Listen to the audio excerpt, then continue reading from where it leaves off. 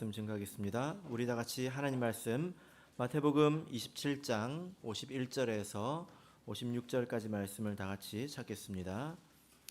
마태복음 27장 51절에서 56절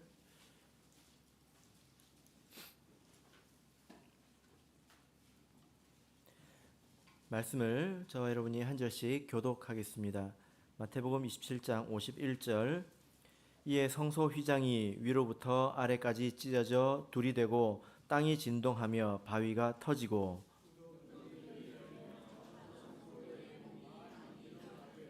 예수의 부활 후에 저희가 무덤에서 나와서 거룩한 성에 들어가 많은 사람에게 보이니라.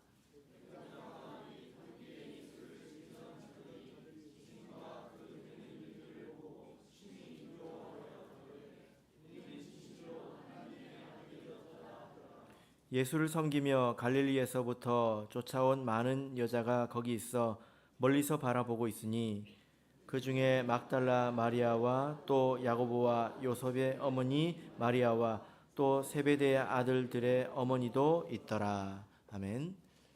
오늘 이 시간은 예수께서 죽으신 후에라는 제목으로 말씀을 전하겠습니다.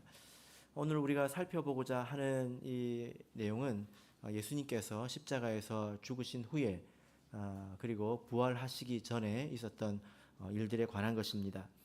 예수님께서 밤낮 사흘간 무덤에 계셨죠. 성경을 보면 그 밤낮 3일 동안에 있었던 몇 가지 일들에 대해서 기록을 하고 있는데요. 그 중에 주요한 일들에 대해서 오늘 살펴보고 그 의미와 교훈을 되새겨보고자 합니다. 오늘 이 말씀에서 몇 가지 내용들이 나왔죠. 휘장이 갈라지고 그리고 죽은 자들이 부활한 것, 그리고 아리마대 요셉을 비롯한 몇몇 사람들이 또 장례를 위해서 헌신한 것, 그리고 백부장이 고백하고 또 바리새인들이 또 나쁜 마음을 계획을 세우는 것, 이런 것들이 있었습니다. 하나하나씩 살펴보도록 하겠습니다. 첫 번째 51절부터 53절을 보면 휘장이 갈라지고 또 거룩한 자들이 부활하는 일들이 있는데요. 다시 한번 우리 읽어보겠습니다. 51절에서 53절 읽겠습니다. 시작. 이에 성소 휘장이 위로부터 아래까지 찢어져 둘이 되고 땅이 진동하며 바위가 터지고 무덤들이 열리며 자던 성도의 몸이 많이 일어나되 예수의 부활 후에 저희가 무덤에서 나와서 거룩한 성에 들어가 많은 사람에게 보이니라. 자, 지금 51절에서 53절까지 몇 가지 일이 기록되어 있습니까? 읽으시면서 혹시 세워보셨습니까? 예수님께서 십자가에 달리신 마지막 3시간 동안 온 땅에 어두움이 임했습니다. 그리고 죽으신 후에 휘장이 갈라지고 땅이 진동했다고 하고 있습니다. 이 땅이 진동하는 걸 뭐라고 하죠? 지진이라고 하죠. 그래서 54절을 보면 지진이라는 단어가 나옵니다. 그 다음에 바위가 터졌다고 합니다. 바위가 터졌다고 하면 여러분 머릿속으로 상상이 되십니까? 바위가 이렇게 뻥 하고 터졌다는 거예요. 그리고 무덤이 열리고 무덤에서 자던 성도의 몸이 많이 일어났다, 이렇게 말씀을 하고 있습니다. 그리고 예수의 부활 후에 저희가 무덤에서 나와서 거룩한 성에서 많은 사람들에게 보였다, 이렇게 말하고 있습니다. 몇 가지 일입니까? 대여섯 가지, 기준에 따라서 대여섯 가지 되겠죠. 자, 이 중에서 가장 이해하기 힘든 일이 무엇인가요?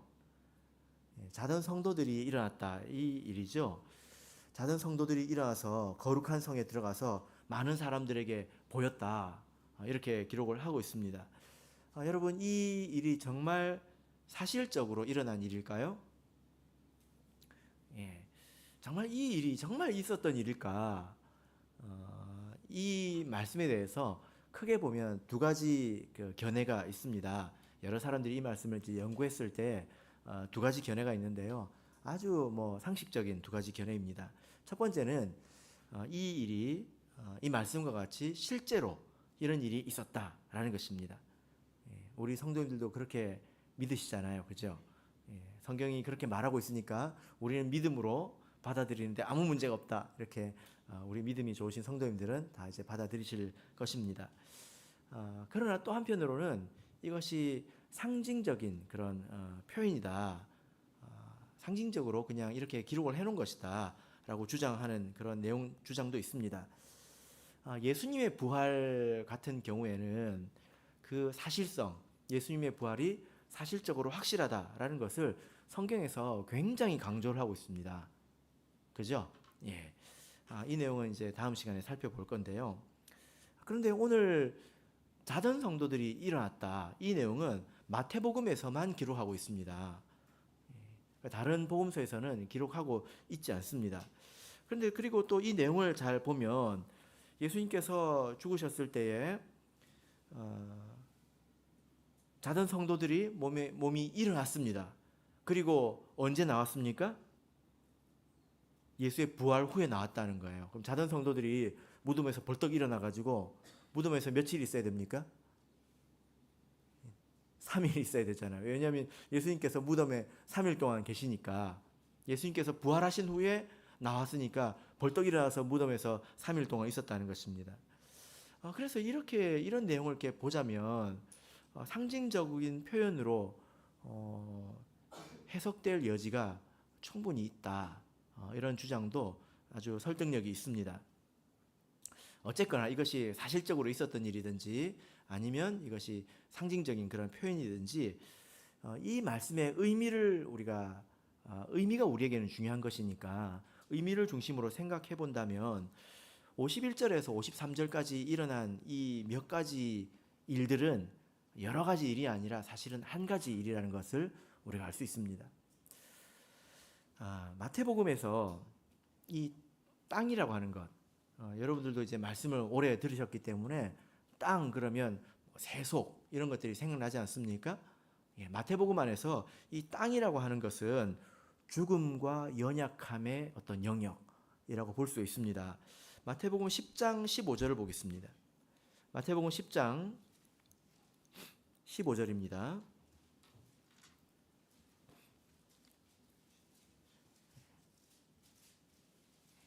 마태복음 10장 15절 우리 같이 읽어보겠습니다. 시작.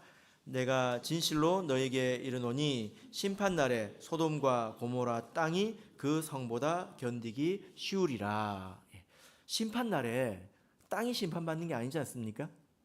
심판날에 땅이 심판받습니까? 사람이 심판받잖아요. 그런데 여기서 보면 땅이 견디기 쉬우리라, 이렇게 땅이라고 하는 것을 어떤 상징적인 것으로 이렇게 표현을 하고 있습니다. 그래서 이 땅이라고 하는 것은 죽음의 영역이고 심판받는 영역이고 그리고 아주 연약한 그런 곳입니다.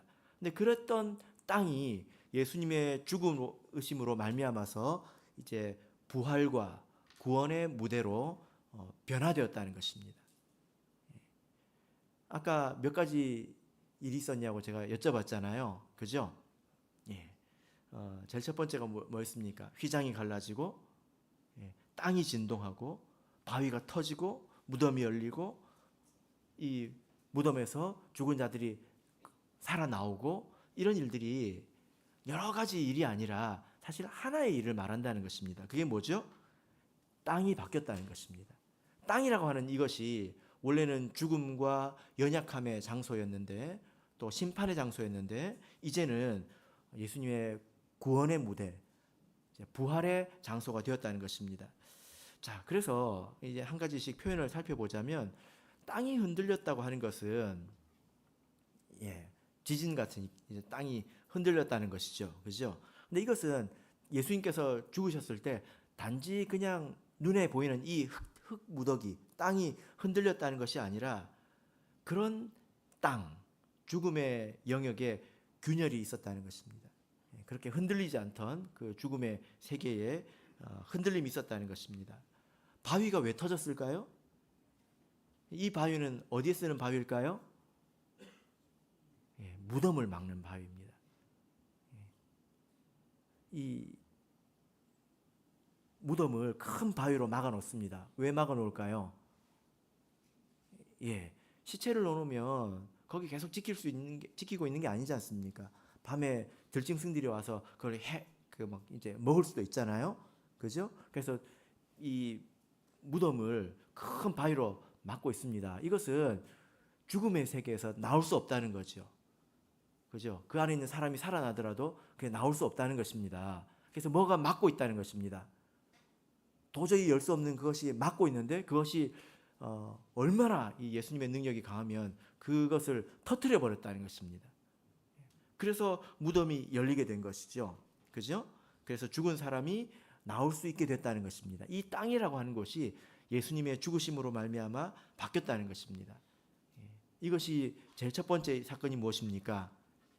휘장이 갈라졌다는 거죠. 여러분, 이 휘장에 대해서는 너무나 많이 들으셨을 것 같아서 제가 간단하게만 말씀드리겠습니다. 성소, 하나님을 섬기는 성전, 그 안에 성소가 있죠. 그 안을 들어가 보면 하나님이 계신 지성소와 성소를 가로막고 있는 게 있습니다. 그것을 휘장이라고 하는데요. 이 휘장은 커튼입니다. 근데 일반적인 커튼이 아니라 두께가 한 10cm 정도 되는, 폭이 아니라 두께가 10cm 이렇게 되는 굉장히 두꺼운 그런 천입니다. 이것은 절대로 찢는다고 해서 찢어지는 게 아니에요. 근데 그것이 위에서부터 쭉 아래까지 찢어졌는데 이것은 사실 사람과 하나님을 막고 있는 거였습니다. 그죠? 사람이 거기 지나서 하나님께로 갈 수가 없는 것이었습니다. 구원의 문이 막힌 거죠. 그런데 예수님께서 죽으심으로 말미암아서 그 길이 이제 열리게 된 것입니다. 그래서 예수님께서 죽으셨을 때에 이제 하나님이 화가 나가지고 땅을 그냥 막 흔들고 바위를 그냥 뻥 하고 터뜨려 버리고 그랬던 게 아니라는 거예요. 이것은 아주 의미 있는 일입니다. 이 땅이라고 하는 이곳이 원래 죽음의 공간이었는데 이제는 생명의 무대가 된 것입니다. 그래서 부활하신 예수님께서 마지막에 뭐라고 말씀하시죠? 하늘과 땅의 모든 권세를 나에게 주셨다, 이렇게 말씀을 하고 있습니다. 이 땅이 그런 땅이 되었다는 것입니다. 자, 그래서 이 사건이, 이 죽은 자의 부활이 정말 사실이든지 간에 아니면 상징적인 그런 문학적인 그런 표현이든지 간에 분명한 것은 예수님의 희생으로 말미암아서 이 땅에 살고 있는 우리에게 부활의 소망이 생겼다는 것입니다. 이것이 이 사건이 말해주는 바입니다. 자, 이어서 우리 두 번째로 아리마대 요셉의 헌신과 또 여러 여인들의 수고에 대해서 같이 보도록 하겠습니다. 57절에서 61절입니다. 특별히 아리마대 요셉이라는 사람을 중심으로 같이 생각해 보도록 하겠습니다. 57절에서 61절, 자, 우리 같이 읽겠습니다. 시작. 저물었을 때에 아리마대 부자 요셉이라 하는 사람이 왔으니 그도 예수의 제자라. 빌라도에게 가서 예수의 시체를 달라 하니 이에 빌라도가 내어주라 분부하거늘 요셉이 시체를 가져다가 정한 세마포로 싸서 바위 속에 판 자기 새 무덤에 넣어두고 큰 돌을 굴려 무덤 문에 놓고 가니 거기 막달라 마리아와 다른 마리아가 무덤을 향하여 앉았더라.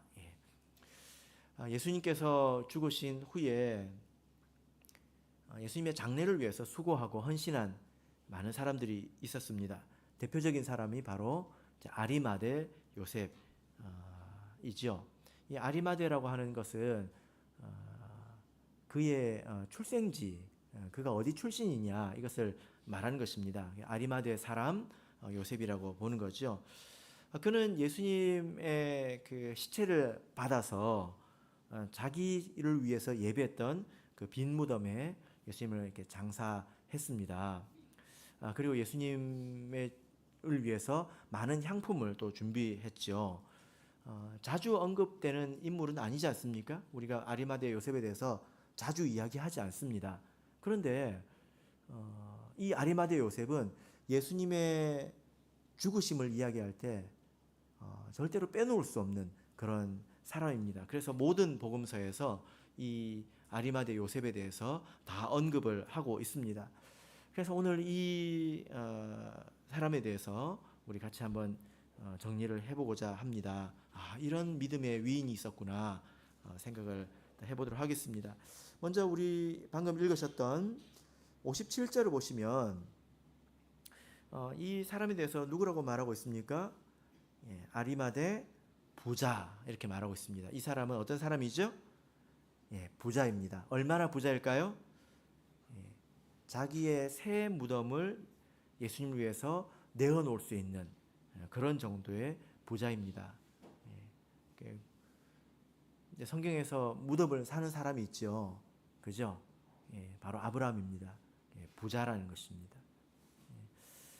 그 다음에 예수님의 제자이다 이렇게 말씀을 하고 있는데요. 마가복음 15장을 보겠습니다. 마가복음 15장 43절입니다.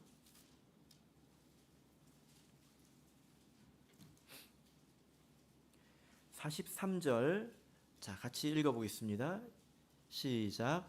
아리마대 사람 요셉이 와서 당돌이 빌라도에게 들어가 예수의 시체를 달라 하니 이 사람은 존귀한 공회원이요 하나님의 나라를 기다리는 자라. 자, 이 사람에 대해서 존귀한 공회원이다 이렇게 말씀을 하고 있습니다. 이 공회원이라고 하는 것은 산헤드린 공회를 말하는 것인데 이스라엘의 최고 기관이죠. 그죠? 그래서 예수님을 신문했던 바로 그 최고 기관입니다. 니고데모도 이 산헤드린 공회원이었죠. 그러니까 이 사람은 재산도 많을 뿐만이 아니라 그리고 나라에서 굉장히 높은 그런 직위에 있었던 그런 사람이라는 것을 우리가 알 수 있습니다. 그리고 그는 하나님의 나라를 기다리는 자다 이렇게 말씀을 하고 있습니다. 자, 요한복음 19장 38절을 보겠습니다. 요한복음 19장 38절입니다. 요한복음 19장 38절 읽겠습니다. 시작. 아리마대 사람 요셉이 예수의 제자나 유대인을 두려워하여 은휘하더니 이 일 후에 빌라도더러 예수의 시체를 가져가기를 구하매 빌라도가 허락하는지라 이에 가서 예수의 시체를 가져가니라. 이 사람은 요한복음에서 은밀한 제자였다 이렇게 기록을 하고 있습니다. 요한복음에서 제자로 인정받았다고 하는 것은 이것을 암시하는 것일 수 있습니다. 뭐냐면은 요한복음은 복음서 가운데서 가장 뒤늦게 기록됐던 그런 복음서입니다. 다른 복음서보다도 한 30년 정도 뒤에 기록된 복음서입니다. 이때 이렇게 아리마대 요셉을 이렇게 기록하고 있는 것은 무엇을 암시하는 걸까요? 아리마대 요셉이 나중에 믿음을 가지고 제자가 되어서 끝까지 신앙생활을 완주했다는 것입니다. 이제 저도 이제 그럴 때가 있는데요. 제가 예를 들어 어떤 성도님에 대해서 이제 간증을 할 때 그분의 간증을 은혜롭게 하지만 예를 들어 그분이 믿음에 문제가 생기거나 혹은 어디를 이제 이탈하거나 그러면 그 뒤로부터는 그분의 간증을 할 수가 없습니다. 그죠? 그때 하나님의 은혜가 있었던 것은 분명하지만 그러나 할 수가 없습니다. 근데 이 요한복음 안에서 이 사람을 제자라고 소개하고 있는 것은 그런 특별한 의미가 있을 수 있다는 것입니다. 그리고 이 사람이 원래 은밀한 제자였는데 무엇이 계기가 되었습니까? 이 일 후에라고 말하고 있습니다. 그러니까 예수님의 죽으심 이후에 예수님 자기의 모습을 드러내기 시작했다는 것이죠. 그죠? 자, 누가복음 23장을 보겠습니다. 누가복음 23장 50절입니다. 누가복음 23장 자, 읽겠습니다. 시작.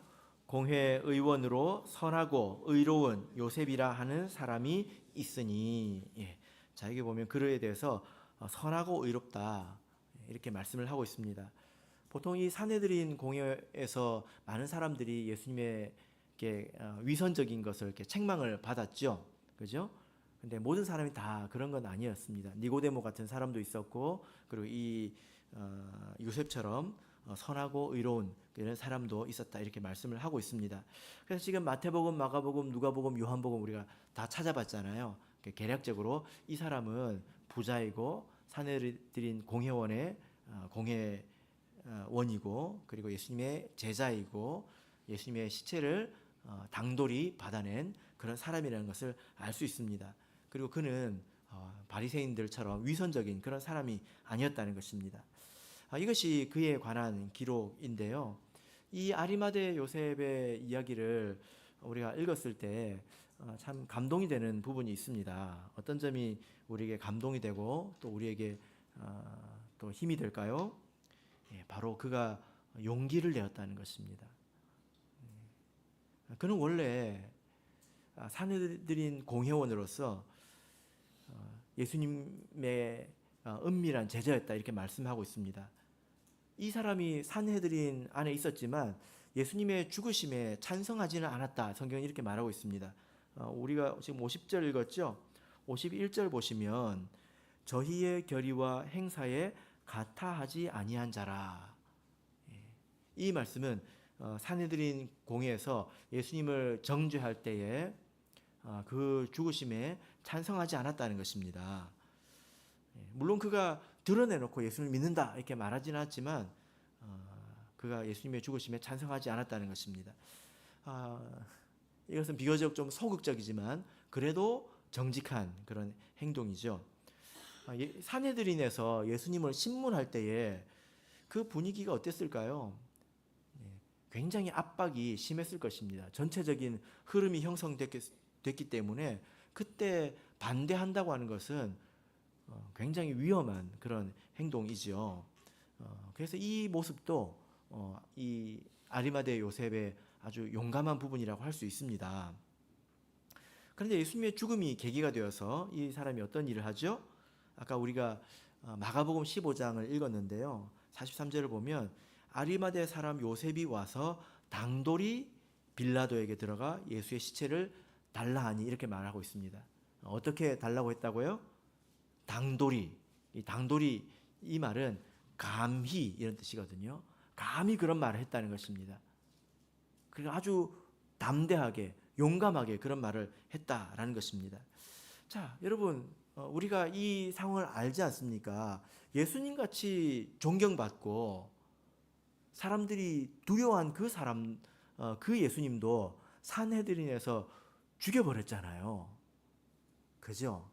그런 상황에서 드러내놓고 예수님의 시체를 달라 하고 그 시체를 정성스럽게 장례를 치러준다고 하는 것은 대단한 용기가 필요한 행동입니다. 그렇지 않습니까?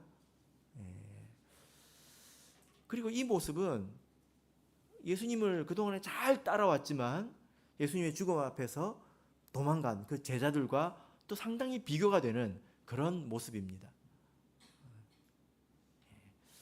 그가 어떻게 두렵지 않을 수 있었겠습니까? 아리마대 요셉도 두려웠겠지요. 두려운 것을 아니까 자기가 제자라고 하는 것을 숨겼다는 것 아니겠습니까? 그런데 그가 어떻게 이렇게 용감해질 수 있었을까요? 이제 이것을 우리가 메워야 합니다.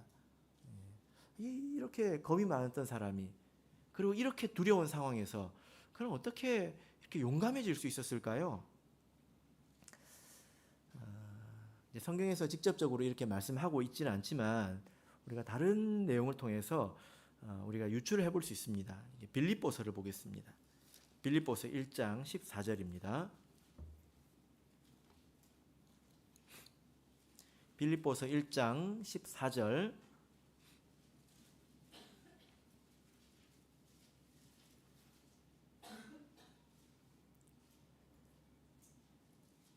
빌립보서 1장 14절 자 우리 같이 읽겠습니다. 시작. 형제 중 다수가 나의 매임을 인하여 주 안에서 신뢰함으로 겁없이 하나님의 말씀을 더욱 담대히 말하게 되었느니라. 자 여기 보면 어떤 내용이냐면 바울 사도가 감옥에 갇혔습니다. 이 바울과 같은 대사도가 감옥에 갇혔으니 우리 그 성도들이 걱정이 돼가지고 그냥 믿음이 허물어졌을까요? 그런 것이 아니라 도리어 주 안에서 믿음이 자라고 도리어 더 겁 없이 하나님의 말씀을 더욱 담대히 말하게 됐다는 것입니다. 바울이 갇히니까 사람들이 더 용감해졌다는 것입니다. 이게 왜 이렇게 됐을까요? 왜 이렇게 됐을까요? 사실 우리가 조금 생각해 보면 알 수 있는데요. 성경에서 말씀하고 있는 바는 바울 사도가 감옥에 갔을 때 코가 빠지지 않았습니다. 아이고 내 팔자야. 내가 지금까지 이렇게 살았는데 도대체 무슨 신세냐 하고 바울 사도가 낙담하지 않았습니다. 도리 어떻게 했습니까? 감옥에서도 복음을 전한 것을 우리가 알고 있습니다. 그리고 바울 사도가 복음을 전하다가 감옥에 갔지 않습니까? 그 복음을 우리가 믿지 않습니까? 이 성도들이 믿지 않습니까? 그러니까 편하게 앉아있는 자기들이 부끄러워졌다는 것입니다.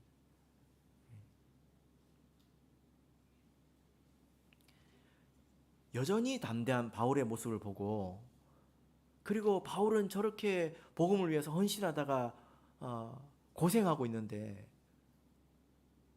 두려워하고 있는 모습에 대해서, 자기들의 모습에 대해서 부끄러웠을 거란 말이에요. 내가 이래서는 안 되겠다 하고 일어나게 되었다는 것입니다. 아리마대 요셉의 마음이 그와 같지 않았을까, 저는 이렇게 생각을 해봅니다. 예수님께서 죄가 없다는 것을 아리마대 요셉이 잘 알고 있었을 것입니다. 그리고 그 시기심에 의해서 죽어간다는 것을 누구보다도 잘 알지 않았겠습니까? 왜냐하면 그 사람들 사이에 있었잖아요. 바리새인들 사이에서 죽이기를 음모하는 그런 사람들 사이에 있었기 때문에 그걸 다 알고 있었단 말입니다. 그리고 예수님의 말씀대로 예수님의 이 죽음은 어떤 죽음입니까? 죄인들을 위해서 죽으시는 대속의 죽음인 것을 알았습니다. 예수님께서 그렇게 해서 죽어가시는데 그 모습을 아리마대 요셉이 보니까 이 십자가 위에서 모습이 너무 의연한 거예요. 십자가 위에서 모습이 그냥 거기서 하시는 말씀을 보니까 괴로워가지고 힘들어하고 낙심하고 고통스러워하는 것이 아니라 그 위에서 사람들을 위해서 기도하시고 홀로 견디시고 하나님의 뜻을 이루려고 하는 이 모습을 봤을 때 나는 뭐 하고 있지? 내가 이렇게 있어서 되나? 이런 생각이 들었을 거라는 말입니다. 그래서 더욱더 용기를 낸 것 아니겠습니까? 여러분, 우리가 믿음 생활을 할 때 두려운 일이 있을 수 있습니다. 그죠? 그래서 이 말씀을 생각할 때에 저는 우리가 이렇게 서로 이렇게 용기를 주는 그런 관계가 되었으면 좋겠습니다. 서로 용기를 주고 또 그것을 통해서 서로 용기를 내는 그런 관계가 되었으면 좋겠습니다. 사람마다 다 어려움이 있죠. 두려워하는 것이 있죠. 그죠? 저 같은 경우에도 처음 신앙생활할 때 믿지 않는 가족, 또 처음에 사회에 나갔을 때 믿지 않는 사람들로 인해서 내가 어떻게 될까? 이런저런 두려움이 갈 때마다 생기더라고요. 겪어보지 않았기 때문에. 그런데 우리가 이렇게 내가 있는 자리에서 내가 희생하고 그리고 내가 포기하고 믿음의 길을 선택하고 이런 모습을 보면 사람들이 그 모습을 보고 용기를 또한 내지 않을까요? 저 사람도 저렇게 하는데 나도 이렇게 해야지 하고 용기를 내지 않겠습니까? 서로 용기를 주고 또 용기를 받는 그런 관계가 되었으면 정말 좋겠습니다. 예수님과 이 아리마대 요셉의 관계처럼요. 반대로 될 수도 있잖아요. 그죠? 이게 믿음의 상처인데요. 저 사람은 믿으면서도 할 짓 다 해. 자기 이익도 잘 챙기고 그러면 어떨까요? 나만 바보네. 나만 바보 천치네. 그냥 기도만 하면 되는 줄 알았더니 뒤에서 다 하는구만. 그게 뭡니까? 용기를 무너뜨리는 것 아닙니까? 이게 다가 아니다. 이런 관계는 우리가 되지 말아야 되겠습니다. 우리가 같이 살잖아요. 그럼 서로 다 알지 않습니까? 서로 용기를 주는 그런 관계가 되었으면 좋겠습니다. 그리고 이 아리마대 요셉의 그 모습을 통해서 보자면 우리가 가진 재물이나 또 사회적인 지위나 이런 것들이 하나님을 위해서 사용될 수 있다는 것을 우리가 알 수 있습니다. 자, 우리 이사야서 53장을 보겠습니다. 이사야서 53장 9절을 보겠습니다. 자, 여기 보면 예수님의 장사에 대한 예언의 말씀이 있는데요. 자, 우리 같이 보겠습니다. 이사야서 53장 9절 같이 읽겠습니다. 시작. 그는 강포를 행치 아니하였고 그 입에 괴사가 없었으나 그 무덤에 악인과 함께 되었으며 그 묘실이 부자와 함께 되었도다. 예. 이 말씀이 히브리어를 번역한 것이고 또 예언의 말씀이기 때문에 좀 불분명하게 볼 수 있지만 사람들이 이 메시아를 악인과 함께 장사되게 하려 했지만 그러나 부자의 묘실에 장사된다, 이런 내용입니다. 이것이 이사야서에 수백 년 전에 기록된 예언의 말씀에 이제 이미 있다는 것입니다. 이 말씀이 이루어져야 되지 않습니까? 그죠? 그럼 어떤 부자가 예수님을 믿어야 되겠죠? 그죠? 예. 그래서 이 말씀이 성취되는데 요셉이 역할을 한 것입니다. 이 아리마대가 빈 무덤을, 쓴 적이 없는 빈 무덤을 예수님께 드린 것도 나중에 아주 중요한 점이 됩니다. 왜 중요한 점이 되냐면요, 예수님의 부활을 증거하는데 빈틈을 주지 않는 역할을 하게 됩니다. 만약에 이 무덤이 여러 사람들이 이렇게 묻혀 있었다, 그 안에 뼈가 있었다, 그 중에 이제 예수님도 들어갔다, 그럼 나중에 누군가가 부활을 했을 때에 예수님이 아니라 다른 사람이라고 말할 수도 있지 않겠습니까? 그죠? 예. 이것은 예수님의 부활이 틀림없는 역사적인 사실이다라는 것을 증거하는 데 있어서 그 당시에 굉장히 중요했던 것입니다. 그래서 아리마대 요셉의 이름이 성경에서 빠지지 않는 것입니다. 이런 모습을 보면 하나님께서 이 이사야를 통해서 예언하신 이 말씀을 이루시기 위해서 누군가가 이런 준비가 되어 있어야 된다는 것입니다. 그죠? 예. 하나님께서 이 말씀을 이루시기 위해서 그에게 재물을 또 부귀를 허락하신 거라는 것입니다. 여러분, 우리가 믿는 바는 재물이라든지 사회적인 지위는 하나님께서 주신 것입니다.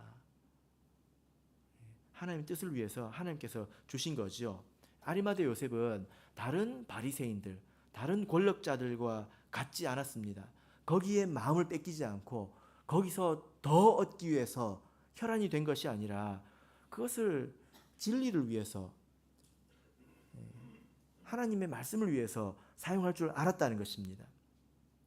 그래서 결국에는 예수님의 죽으심과 부활을 말할 때는 빼놓을 수 없는 그런 사람이 된 것 아니겠습니까? 이것이 참 우리에게 경계가 되는 말씀이기도 한데요.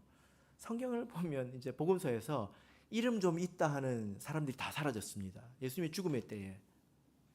그죠? 제자들 다 사라졌습니다. 이름 좀 있다는 사람들은 다 사라지고, 어떻게 지금까지 한 번도 들어보지 못한 아리마대 요셉 같은 사람이 갑자기 나타나서, 그리고 이 연약한 여인들이 나타나서 예수님을 장사 지내는 것을 볼 수 있습니다. 여러분, 이것이 우리에게 참 큰 경계가 되지 않습니까? 어쩌면 우리는 자칭 내부용 호랑이일지 모르겠습니다. 제가 이런 표현을 생각을 해봤는데요. 뭐라고 표현해야 될지 몰라가지고, 내부용 집안 호랑이, 집에서만 으르렁거리는 집에서만 힘쓰는, 우리의 믿음이 여기까지 가야 한다는 것입니다. 밖에서도 믿음으로 살고 이런 두려움에서도 우리가 믿음을 드러낼 줄 알아야 한다는 것입니다. 그리고 뿐만 아니라 우리 하나님께서 우리에게 주신 재산과 또 사회적인 여러 위치를 하나님을 위해서, 하나님의 목적을 위해서 사용할 수 있어야겠다는 것입니다. 특별히 우리 젊은 청년들과 학생들은 하나님께서 어떻게 우리를 사용하실지 모르기 때문에 열심히 또 학업에 집중해야 되겠죠. 하나님의 때가 되었을 때 하나님께서 여러분들 들었을 수 있도록 준비하시길 바랍니다. 자, 이제 본문으로 돌아가서요. 마태복음 27장 54절을 보겠습니다. 마태복음 27장 54절을 보겠습니다.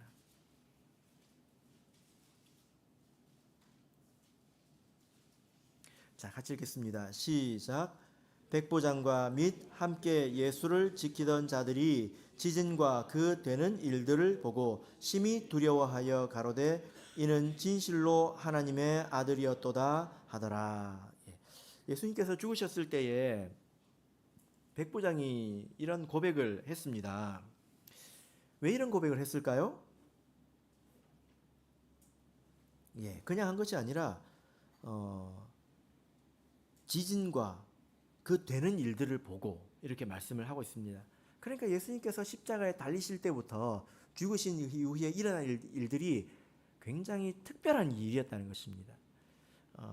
보통 십자가에 달린 사람들은 저주합니다. 너무 고통스럽기 때문에 저주합니다. 그런데 예수님께서 하신 말씀들은 그런 말들과는 거리가 멀었지 않습니까? 예수님께서 굉장히 의연하게 죽음을 당하셨습니다. 그리고 예수님께서 죽으실 때에 3시간 동안 온 땅이 어두워졌습니다. 이런 일들이 있을 수 있을까요? 일식 이런 일 같으면 어떻습니까? 잠시 이제 그것이 지나가죠. 해가 움직이는 것에 따라서 3시간이면 해가 상당히 움직입니다. 그런데 그 3시간 동안 온 땅이 어두워졌다는 것입니다. 그리고 예수님께서 죽으셨을 때 어떤 일이 일어났습니까? 땅이 흔들리는 것. 자기가 밟고 있는 그 땅이 흔들렸다는 것입니다. 그리고 바위가 터지는 것을 자기가 보고 들었다는 거죠. 이런 일반적이지 않은 이런 일들을 통해서 백부장이 뭐라고 합니까? 이 사람은 하나님의 아들이다. 진실로 하나님의 아들이다. 이렇게 고백을 했다는 것입니다. 여러분, 이것은 모르겠습니다. 예수님에 대한 정말 신앙 고백이었을까? 우리가 예수님에게 하는 예수님은 당신은 하나님의 아들이시고 구원자이십니다. 나를 당신에게 의탁합니다. 그런 신앙 고백이었을까요? 모르겠습니다. 그러나 적어도 알 수 있는 것은 이 백부장과 대비되는 사람들이 있다는 거예요. 어떤 사람들이 있습니까? 예수님을 죽인 바리새인과 이 제사장들과는 대비가 된다는 것입니다. 어쩌면 이 사람들과 대비시키기 위해서 이 백부장을 등장시킨 것일지 모르겠습니다. 백부장은 어떤 신앙적인 배경이 있는 사람이 아닙니다. 그죠? 그냥 시키는 일 하는 사람이지 않습니까? 근데 아무런 배경이 없었던 사람도 그때에 있었던 일만 가지고도 다른 것이 아니라 예수님께서 십자가에서 죽으시고 달려서 죽으시고 그 이후에 잠깐 일어나는 그 일들만 가지고도 예수님은 하나님의 아들이라는 것을 알 수 있었다는 거예요.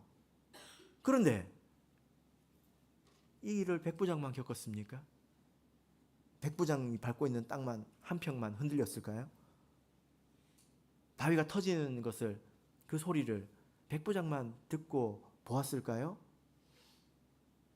사실 제일 처음에 있었던 일은 휘장이 갈라지는 것이었습니다. 휘장이 갈라지는 것을 누가 제일 먼저 알았을까요? 백부장이 알았을까요? 휘장은 성소 안에 있습니다. 성소 안에는 누가 들어갈 수 있죠? 오직 제사장만 들어갈 수 있습니다. 이것을 갈라지는 것을 누가 제일 먼저 알았을까요? 백부장이 백부장이 아니라 제사장이 알았겠죠.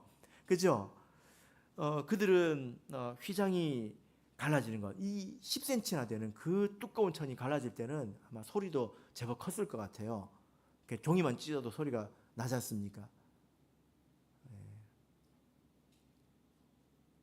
온 땅이 빛을 잃어버리고 땅이 흔들리고 바위가 터지고 그런 것을 보았는데도요, 이 사람들은 믿지 않았다는 거예요. 그런 많은 일들에도 불구하고 제사장과 바리새인은 후환을 없애는 데 몰두하고 있습니다. 어떤 일을 하고 있습니까? 62절부터 보시면요, 이 사람들이 빌라도를 찾아가 가지고 뭐라고 합니까? 예수님의 무덤을 꼭 막으라고, 경상도 말로 단디 막으라고 합니다. 그죠? 혹시 생길 일들에 대해서 예비를 하고 있는 것입니다. 그래서 이 내용을 보면 어떤 생각이 드냐면, 참 정말로 저주받는 사람들은 어쩔 수가 없다, 이런 생각이 듭니다. 정말로 어쩔 수가 없구나, 이런 생각이 듭니다. 어떻게 이런 일까지도 겪으면서 이렇게 눈이 감길 수 있는가? 이런 일까지도 겪으면서 어떻게 이렇게 깨닫지 못할 수 있는가? 이 탐욕에 물든 것이 이렇게 대단한 일인가? 이런 생각이 듭니다.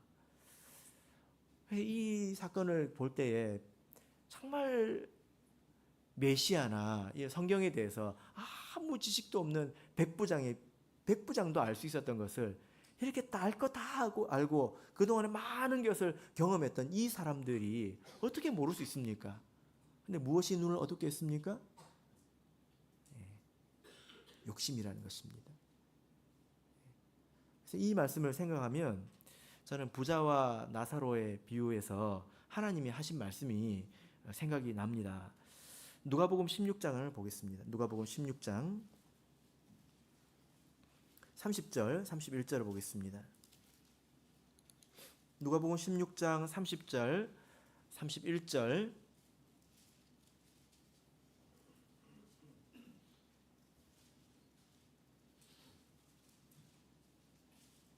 자, 같이 읽겠습니다.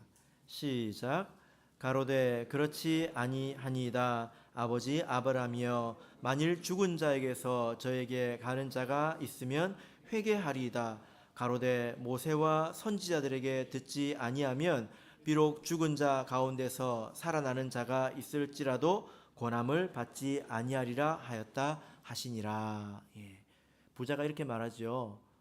나사로를 살려서 우리 땅에 있는 형제들이라도 이 고통스러운 곳에 오지 않게 해주세요 하니까 하나님께서 그들에게 모세와 선지자가 있지 않느냐, 율법서 성경책이 있지 않느냐, 이 말입니다. 그러니까 아닙니다 하나님, 죽은 자가 살아나야 그들이 믿습니다 하니까 하나님께서 뭐라고 말씀하십니까? 아니다. 하나님 말씀에 눈이 가리운 자들은 죽은 자가 살아나는 일이 있어도 그것을 보지 못한다는 것입니다. 이 말씀이 정말 이 바리새인들에게 그대로 일어나지 않았습니까? 여러분, 그래서 우리가 욕심으로 하나님 말씀을 이렇게 가려버리면 그 다음부터는 어떤 것도 내 눈에 들어오지 않습니다. 그래서 우리가 항상 구해야 될 것은 우리가 하나님 말씀 앞에서 진실해지도록 깨끗한 마음으로 하나님 말씀을 대할 수 있도록 우리가 우리 자신을 잘 다스려야 합니다. 거기서 하나님 말씀 앞에서 내가 나를 숨겨버리고 숨어버리고 또 욕심으로 그 말씀을 가려버리고 잊어버리고 그런다면 어떤 일이 와도 우리가 믿음을 더하지 못할 것입니다. 이것이 백부장이 오늘 우리에게 주는 그런 교훈이지 않겠습니까? 예수님께서 죽으신 이 3일 동안 이런 일들이 있었습니다. 어떤 자들은 더 용기를 내어서 예수님을 섬기는 그런 자들이 있었고요. 그런 어떤 자들은 욕심에 눈이 멀어서 어떻습니까? 탐욕의 끝을 보여주는 그런 사람들이 있었습니다. 우리는 어떤 사람이 되어야 될까요? 바라옵기는 이 아리마대 요셉을 본받아서 예수님의 생명에 동참하는 저와 여러분 되시기를 예수 그리스도 이름으로 축복합니다.